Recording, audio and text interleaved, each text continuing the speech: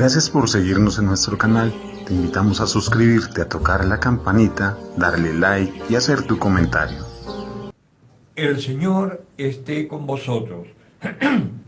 Del Santo Evangelio de nuestro Señor Jesucristo, según San Marcos.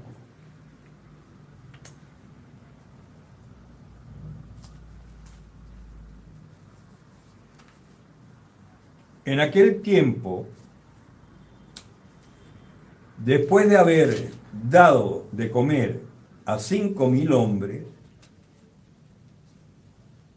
que quedaron saciados, el Señor obligó a sus discípulos a subirse a una barca y a ir por delante hacia Betsaida, mientras Él despedía a la gente. Después de despedirse de ellos, se fue al monte a orar. Al atardecer, estaba la barca en medio del mar y él solo en tierra. Viendo que sus discípulos se fatigaban remando, pues el viento les era contrario, a eso de la 4ª vigilia de la noche, viene hacia ellos caminando sobre el mar y quería pasarles de largo. Pero ellos, viéndole caminar sobre el mar, creyeron que era un fantasma y se pusieron a gritar, pues todos les habían visto y estaban turbados. Pero él al instante les habló diciéndole, ánimo, que soy yo, no temáis. Subió entonces donde ellos a la barca y amainó el viento, y quedaron en su interior completamente estupefactos, pues no habían entendido lo de los panes, sino que su mente estaba embotada. Palabra del Señor. Bien, hermanos, a mí la verdad es que esta liturgia y este tiempo a mí me llena de alegría, porque contrariamente a lo que muchos hoy están viviendo, este tiempo de pandemia es una bendición para nosotros. Lo primero que tenemos que tener presente y no olvidarnos nunca es que Dios lleva los hilos de la historia, aunque a veces no entendamos por dónde van los tiros, pero Dios es el Señor de la historia. Y sabemos que Dios ama al hombre. Esos son dos postulados que deberíamos tener siempre presentes en nuestro corazón, en nuestra mente, para que así no nos engañe el demonio. Y si Dios es el dueño de la historia y ama al hombre, todo pasa para el bien de los que Dios ama. Lo que significa que también esta pandemia, da lo mismo cómo se originó, no es eso lo importante, sino que lo importante es que se originó y estamos en medio de esta pandemia, que es verdad, que no es verdad, que están especulando, que no están especulando, da lo mismo. Lo importante es que estamos, todo el mundo, sometido a una forma de vida esclavizada, tiránica, que nos obliga a estar encerrados los fines de semana cuando se les da la gana, que nos dan libertad condicional cuando se les da la gana, que nos hacen ponernos mascarilla constantemente, etcétera, que no nos permiten tomar vacaciones como quisiéramos, que no nos permiten ir a bailar con la novia o con la señora a una discoteca, que no nos permiten reunirnos en espacios cerrados, etcétera. Todo eso da lo mismo. Es la realidad que estamos viviendo y si Dios la está permitiendo es por algo bueno. Por algo bueno. Primero que nada, para nosotros sus hijos. Y enseguida, para todos los hombres que no le conocen y que por nosotros lo van a conocer.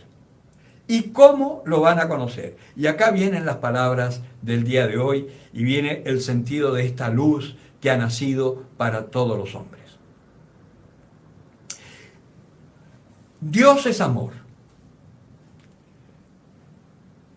Y la prueba de que Dios es amor, los hombres no pueden verla así por arte de magia. Nosotros que tenemos solo 5 sentidos conscientes para conocer, y a Dios por ninguno de esos lo podemos conocer, porque a Dios no se huele, no se lo ve, no se lo escucha, no se lo toca, no se lo saborea, ¿no? Esos son nuestros 5 sentidos materiales, digamos, y por ahí no se lo puede conocer. ¿Cómo se lo puede conocer a Dios? En el Espíritu. Por la intuición que todo ser humano tiene, iluminada por la gracia del Espíritu Santo. Por eso nosotros, los que estamos bautizados y que nos decimos cristianos, somos los primeros que podemos manifestar a Dios si nos dejamos tocar por el Espíritu Santo. ¿Cómo? Amándonos. Amando a nuestros enemigos, amándonos los unos a los otros, perdonándonos, cosa que la gente cuando nos vea diga, mirad cómo se aman, cosa que hoy no se ve ni en la Iglesia Católica, ni en la Iglesia de los evangélicos que dicen ser cristianos y que tienen prejuicios contra otras iglesias, sobre todo contra la católica, y que, por ejemplo, siendo muy piadosos y beatos, si no están de acuerdo con el pastor, se cambian a otra iglesia porque no les gustó el pastor, ¿no? Y se dicen muy cristianos. Pues bien, eso no es el cristianismo. Y no es eso lo que Dios quiere. Lo que Dios quiere es que nos dejemos tocar por el Espíritu, porque es Él el que calma las aguas en medio de esta tormenta borrascosa en la cual la barca de Dios, que es la Iglesia, está navegando hoy en estos tiempos. Es Él el que puede caminar sobre la muerte. Y a mí me encanta porque acá Jesucristo no ha resucitado. O sea, Jesucristo todavía está en su cuerpo mortal igual que nosotros, ¿no? ¿Y qué es lo que está haciendo? Como los apóstoles eran gente muy sencilla, muy simple, incluso yo diría un poco ignorantes de las Escrituras, ¿cómo les tiene que mostrar que Él es el Mesías? Todos los judíos de alguna manera fueron instruidos en la fe de sus padres, tal como nosotros. Pero así como nosotros hemos sido instruidos con una religiosidad bastante contaminada por el paganismo, y más que nada ha sido una religiosidad del esfuerzo y del compromiso, algo muy voluntarioso y muy en nuestras fuerzas, que a la larga, para muchos, yo me incluyo en ellos, fue una carga feroz, imposible de llevar. Por eso yo me rebelé también en un momento, ¿no? También los judíos, al igual que nosotros, recibieron esta religiosidad, esta de 1000 normas, 600 y tantas normas que había que cumplir para salvarse. No bastaba con la ley de los 10 mandamientos de ellos, ¿no? No. Los rabinos habían desglosado esos mandamientos en 600 y tantas normas que había que cumplir para salvarse. Entonces, por ejemplo, en el sábado tú no podías caminar más que ciertos pasos, no podías hacer esfuerzo, no podías hacer ningún trabajo porque Dios descansó en ese día. Bueno, pues bien, ¿no? Hasta el día de hoy. Tú vas a Israel, por ejemplo, y en los grandes hoteles internacionales, que también van muchos judíos de distintas partes que van a Israel, ¿no? Sobre todo en estas fiestas del Yom Kippur, la fiesta del Rosh Hashanah, en fin, todas las fiestas importantes, hay muchos judíos que van a Israel de otras partes. Y el Shabbat es importantísimo. Desde el viernes a la puesta del sol hasta el sábado a la puesta del sol no se puede hacer nada. Entonces en los hoteles internacionales hay un ascensor, ¿no? Que es, acá en Chile se dice como la micro Matadero Palma, estos buses que paran en todas las esquinas, ¿no? Pues bien, estos ascensores paran en todos los pisos sin que tú tengas que apretar ni un botón, porque en el Shabbat no puedes hacer esfuerzos. no puedes hacer ningún trabajo, ni siquiera encender la luz. Por eso las luces están siempre prendidas, los ascensores están siempre funcionando, y en la casa se preparó la comida el día anterior, porque para comer el único esfuerzo que puedes hacer es sacarlo del refrigerador y comer cena fría. Pues bien, todas esas normas las recibimos nosotros también. Tienes que portarte bien, tienes que ser bueno, tienes que comprometerte, tienes que rezar, tienes que ir a misa, tienes y tienes y tienes, y ese tienes nos agotó. Pues eso no es el cristianismo, mis queridos hermanos. Si hay un mandamiento de Dios que vale para los judíos y para nosotros, es escucha, Israel. Escucha. Y después, si te pones a escuchar, vas a ver que el Señor te está diciendo: yo soy el único Dios, no hay otro Dios fuera de mí. Y tú que no amas, un día te lo digo yo que soy el único Dios, amarás al Señor tu Dios con todo tu corazón, con toda tu alma, con todas tus fuerzas, con toda tu mente, y amarás al prójimo como a ti mismo. Tú que ni siquiera te amas a ti mismo, que no te aceptas como eres, pecador, corrupto, yo te digo, porque soy el único Dios, amarás, te amarás, amarás a tu prójimo y amarás a Dios, porque yo, el Señor tu Dios, lo digo y a su tiempo lo hago. Eso dice el Señor. Vale decir que si tú te dejas tocar por el Espíritu Santo, el cristianismo no es un camino de esfuerzo. El cristianismo es un camino de gracia de Dios. Y precisamente cuando Jesús camina por las aguas, le quiere explicar a estos simples que Él es el Señor. Ya había hecho una cosa impresionante y los tenía bien choqueados. Con 5 panes y 2 peces había alimentado a 5.000.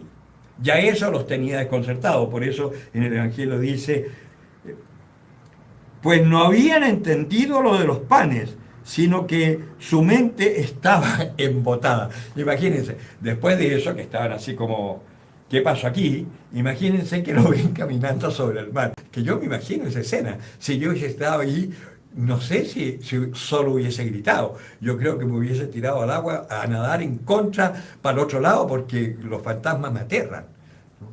Pues bien, y el Señor, ¿qué le dice? ¡Ánimo, no temáis! Soy yo. Es lo que nos está diciendo hoy, queridos hermanos. Ánimo, no temas. Esta pandemia no es una pandemia de muerte. Esta pandemia es una corrección que hace el Señor. Y los que se están yendo por la pandemia es porque ya tenían que irse. Su hora ya estaba. Ya habían cumplido lo que tenían que cumplir acá en la tierra. Por eso, para que no te vayas cuando llegue tu hora, sin haber hecho lo que tenías que hacer en la tierra, ponte las pilas. Empieza a orar. Pídele a Dios la gracia de poder amar. Porque el que ama, como Dios es amor, Dios está en él y él en Dios. Dios está en ti. Nosotros tenemos a Dios en nosotros por el Espíritu Santo que se nos ha dado en el bautismo. Déjalo actuar en tu corazón. Esta Navidad que celebramos y esta manifestación de Dios a todos los hombres en esta imagen de los reyes sabios que vinieron de Oriente, es la imagen que Dios quiere que hagamos nosotros. Quiere que nosotros seamos esos sabios que se manifiesta al mundo manifestando el amor. Y no tengas complejo, no te mires a ti mismo, porque si fuese así ni yo podría ser cura. Mira al Señor. Él tiene poder para transformarte. Él tiene poder, si lo dejas, para que sea Él quien vive en ti. Como decía San Pablo, no soy yo quien vive, es Cristo que vive en mí. Y si Cristo vive en ti, no te despersonaliza, no es que tú dejes de ser tú. Lo que pasa es que tú empiezas a hacer cosas que en tus fuerzas no podrías hacer, como perdonar a tus enemigos, orar por los que te maldicen, bendecir a los que te odian. Eso solamente lo puede hacer Dios y el hombre en quien Dios está en él. Y ese eres tú. A ti te está llamando Dios para eso. No tengas miedo. Es Él el que te llama. Ánimo. Es muy difícil, yo sé, creer que estamos llamados a la santidad. Porque si nos miramos a nosotros, es imposible. Pero mira tú, ¿quién fue Teresa de los Andes? Una niñita bien, que sí, ella fue muy pobre en su corazón. Su familia se empobreció económicamente en algún momento, pero por sobre todo, ella fue la pobre de esa familia. ¿Y cómo terminó? Santa. ¿Quién fue el padre Hurtado? Un jesuita con un espíritu tan maravilloso que ni los jesuitas lo querían. ¿Sí? Eso es verdad. Ahora se llenan la boca porque es santo, pero ni... Él tuvo que hacer su apostolado movido por el Espíritu Santo, aún en contra de la compañía de Jesús. Era un hombre débil, pequeño, pobre, y es santo. Cuando en el Salmo responsorial decíamos, y con esto termino, decíamos de este Señor que ama la pobreza, que al indigente lo levanta y lo sostiene. Nosotros dentro de la iglesia lamentablemente hoy tenemos grandes errores de concepto respecto a lo que es el cristianismo. Y acá en Chile por lo menos, y me imagino que en otras partes de Latinoamérica será igual, la pobreza solamente se ve desde el bolsillo, del que tiene plata o el que no tiene plata. El que tiene plata es rico, el que no tiene plata es pobre. Y no nos damos cuenta que en los lugares más encumbrados de las ciudades, en los lugares más opulentos de las ciudades, hay una pobreza y una indigencia que no tiene nombre. Y no es que los indigentes vengan a invadir los lugares de los ricos, no. En esas mansiones, en esas casas de 500 o más metros cuadrados, hay mucha indigencia. Porque la verdadera pobreza es la pobreza de aquel que no tiene a Dios. Y mucha de esa gente que vive en esos lugares tan elegantes, con tantos autos y casas en la playa y todo lo demás, resulta que viven de su esfuerzo y muchas veces sin esperanza y angustiadísimos de lo que será mañana, porque temen perderlo todo, porque no tienen a Dios. Y el que a Dios tiene, como decía Santa Teresa, nada le falta, solo Dios basta. Ahí hay una gran pobreza e indigencia. Y este salmo lo que está diciendo es que el Señor va a venir a todos esos, con plata o sin plata, que hoy se sienten pobres e indigentes, va a venir a ellos a través de ¿quiénes? De nosotros, de ti y de mí. Los que creamos realmente que Dios es amor y que Dios tiene poder para transformar el mundo. Así que ánimo, hermanos. Tenemos una gran tarea y la primera es: conviértete. El que tenga oídos para oír, que oiga.